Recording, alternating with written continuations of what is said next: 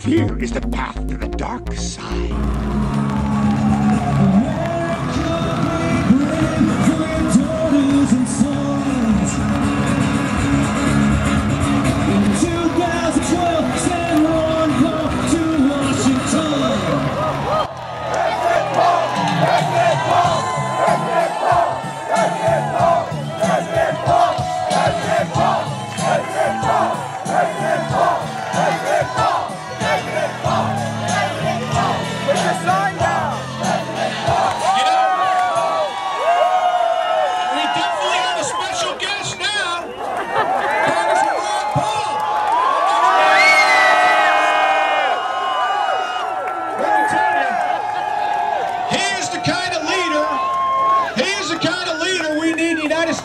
He's here with his wife, Carol. The thing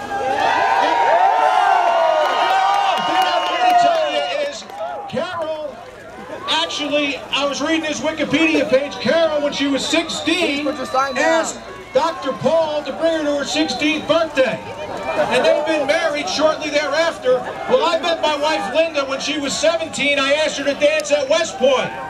So I don't have Congressman Paul beat, but we're trying to work out a long marriage like you as well, Congressman. Listen, the star of the show is here. You've been waiting to hear it. We need some truth in the United States of America. We need somebody who's going to stand up to the Federal Reserve and say, stop devaluing our currency, Ben Bernanke. Stop doing the TARP bailouts! Stop sending trillions of dollars to central banks over in Europe! And start taking care of the American people! We need somebody who's going to stand up for our military and make sure, before we send our troops to war, you follow the Constitution and you get a declaration of war! That's going to ask, is it in the national security interest of the United States before he sends our troops halfway around the world? Who's going to stop these police actions that are bankrupting our great country? Ladies and gentlemen, are you ready to elect the next president of the United States?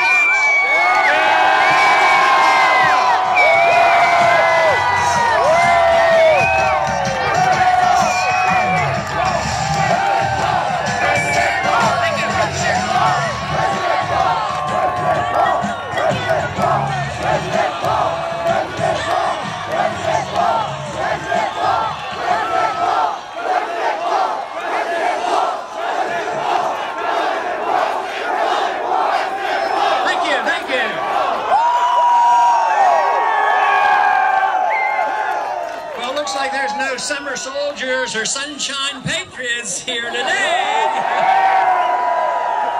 Looks like there are a lot of true believers in the revolution, and that's what counts. Thank you very much for coming and for that very nice welcome.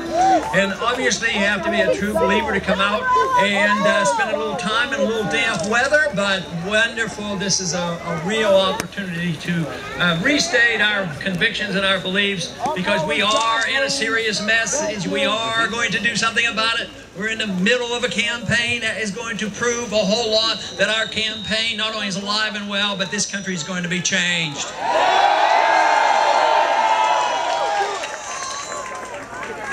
You know, this morning in the news I read that China was complaining about us getting too aggressive in the South China Sea, and they were warning us. Now, isn't that rather ironic? We borrow money for China, we run our military operation, we go over there and pester them with our military. What is this? How many countries are we in now? We're in about 50 countries, 900 bases. We just recently opened up a base in Australia.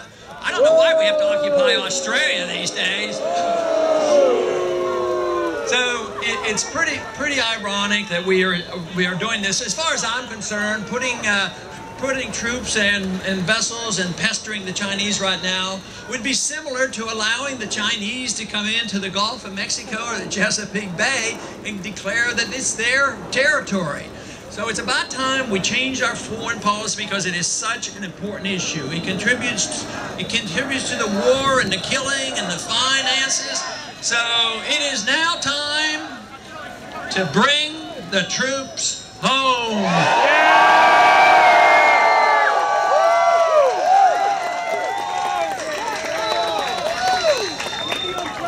Our foreign policy is a schizophrenic foreign policy. It's on again, off again. We support one dictator 1 month and then we get rid of him. But this has been going on and on. It's just not once or twice. At one time, we were on the same side as bin Laden, and things happened to change.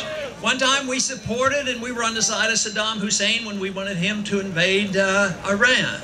So we at one time were close allies of Noriega. We now are still allies with a country called Saudi Arabia. 15 out of the 19 hijackers came from Saudi Arabia, and they practice Sharia law. I would say that we ought to look more carefully what the founders told us and taught us and encouraged us to follow. Is a non-interventionist foreign policy, free trade and friendship with other countries, and no entangling alliances and no nation building.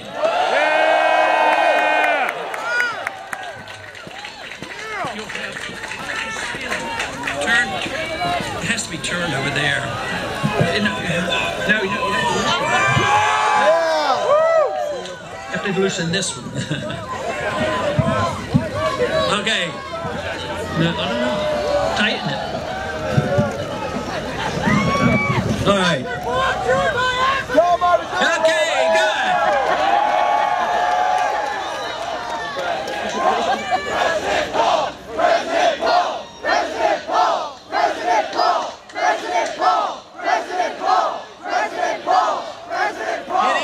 It is obviously very crucial that the foreign policy changes because of the cost. In the last 10 years, we added $4 trillion to our national debt. We shouldn't be adding, even on our side of the aisle, the Republican side of the aisle has a proposal to so-called balance the budget in 30 years. Yeah, right. My proposal is to cut $1 trillion the first year and balance it in 3 years. But of course, to do that, we have to change our attitude about what the role of government should be. And the role of government, according to the Constitution, is not to police the world, and it's not to have a welfare state. It's designed to have the national government have very limited powers to protect liberty and provide for a strong national defense. And that's it. Yep. But today we are facing a major crisis like we have never faced before. There's a debt crisis, there's an attack on our civil liberties, and there's an attack on our credibility around the world. What might likely happen, and what eventually probably will happen, is when we come down financially and we have been seen as a bully around the world, there's going to be a lot of piling on. That is why it's crucial that we change the direction of the country, change the attitude about how we operate around the world, and under those circumstances we would be seen quite differently. But if we have the bankruptcy which is impending, we have major problems. That is why the revolution in this campaign is so crucial, to change the direction of the country and look to our traditions of where we are, defend the free market property rights and a non-interventionist foreign policy.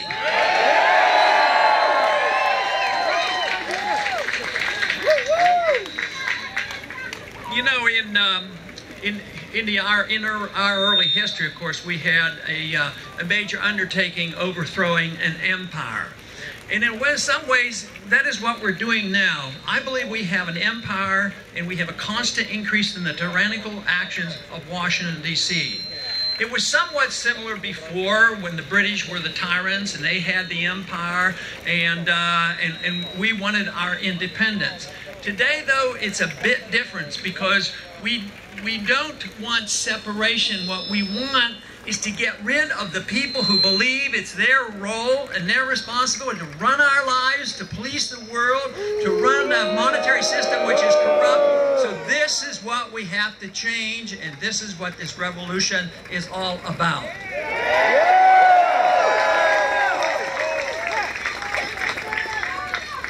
You know, Thomas Paine, back in those times, he wrote his first pamphlet 2 days before Christmas on 1776. And that is where the famous lines come from about, these are times that tries men's souls, and this is the time we have to band together. Those words were so inspiring that Washington read that to his troops on Christmas Eve, the time he crossed the Delaware River at Trenton, which led to the victory, of course, our victory in the Revolutionary War. The crisis today is every bit as great. Sometimes I think it is much greater because of the financial conditions of the world, the debt bubble that exists. We've had problems in the past, but we have never been so broke. We have never been in a situation where so many of our civil liberties have been taken from us, and we have never had our occupied troops so far around the world. So it is crucial that this changes as quickly as possible. But the good news is that there's a lot happening today. There's good news in this campaign, and there is certainly good news about what's happening with the revolution that is going on. I sense that the revolution for the return to liberty, and matter of fact, the improvement and the building on the liberty that we had, actually started several decades ago. It was a preliminary leading into what has happened in the last 4 years, and that was the intellectual movement that has occurred throughout the country. And the seeds have been planted. And the fruits of that intellectual revolution, the definition of sound monetary policy, Austrian economics, and sound money, and getting rid of the Fed.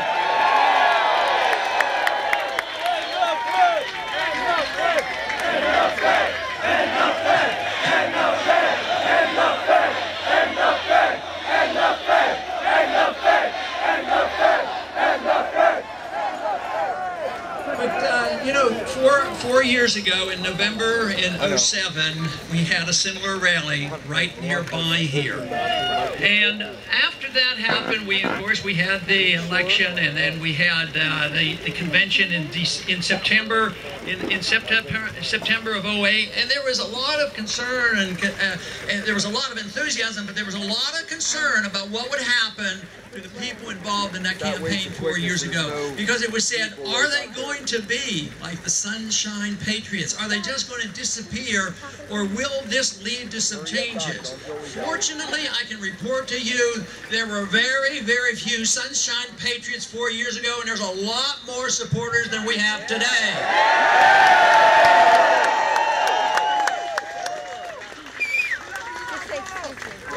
So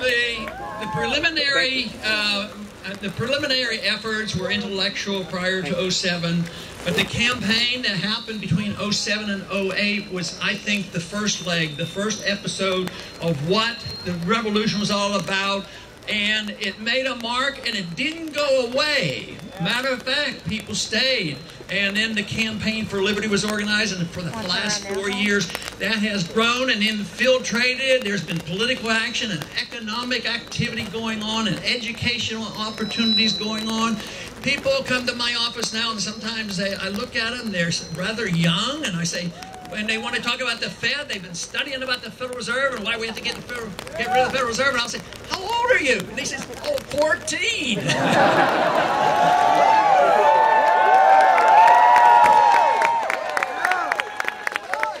So there's something inspiring.